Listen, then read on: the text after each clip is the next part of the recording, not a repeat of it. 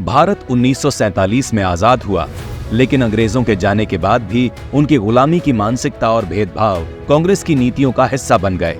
कांग्रेस ने अंग्रेजों की सोच और प्रतीकों को संरक्षित रखा और देश को विकास की राह से भटकाकर पिछड़ेपन की ओर धकेल दिया।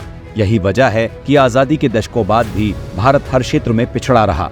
आजादी के बाद भी कांग्रेस ने गुलामी की मानसिकता को बढ़ावा दिया, जिससे भारत की असली स्वतंत्रता की चमक फीकी पड़ गई।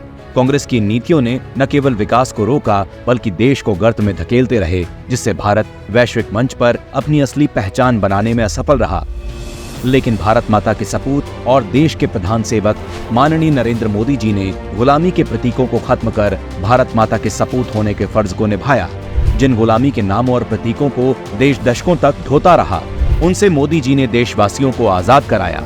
इस कदम से भारत ने अपनी खोई हुई सांस्कृतिक पहचान को फिर से जीवित किया और भारतीय सभ्यता व परंपराओं को वैश्विक मंच पर मजबूती से पेश करने का अवसर मिला। देश की असल धरोहर को सम्मान मिला, जिससे न केवल भारतीयों में गर्व की भावना जागी, बल्कि विश्व में भारत की सांस्कृतिक धरोहर की भी नई पहचान बनी।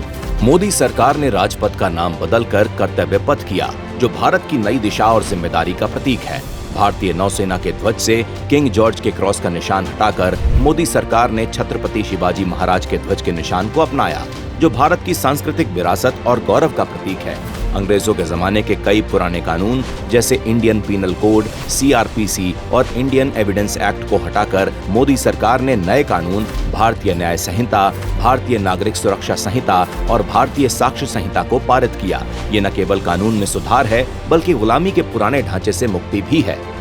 जहां कांग्रेस में स्वतंत्रता सेनानियों के बलिदानों की उपेक्षा की गई, वहीं मोदी सरकार ने उनके सम्मान को सर्वोपरि रखा। इंडिया गेट पर जहां कभी जॉर्ज पंचम की मूर्ति हुआ करती थी, उस ऐतिहासिक कैनोपी में मोदी सरकार ने 28 फीट ऊंची नेताजी सुभाष चंद्र बोस जी की भव्य प्रतिमा स्थापित कर मोदी सरकार ने भारत के महान नायकों को उचित सम्मान दिलाया। इसके साथ ही दशकों से लटके नेशनल वॉर मेमोरियल को पूरा कर 2,26,000 से अधिक शहीद हुए सैनिकों को सम्मानित किया गया, जो देश के लिए अद्वितीय योगदान का प्रतीक है। प्रधानमंत्री मोदी का राष्ट्र प्रथम का मंत्र केवल एक नारा नहीं, बल्कि एक क्रांतिकारी बदलाव है, जिसने देशवासियों को औपनिवेशिक मानसिकता और प्रतीकों के बोझ से मुक्त कराया है। इन निर्णायक फैसलों के साथ मोदी सरकार ने न सिर्फ गुलामी के प्रतीकों को हटाया है, बल्कि भारत को नई ऊर्जा और गर्व के साथ आगे बढ़ने का मार्ग दिखाया है।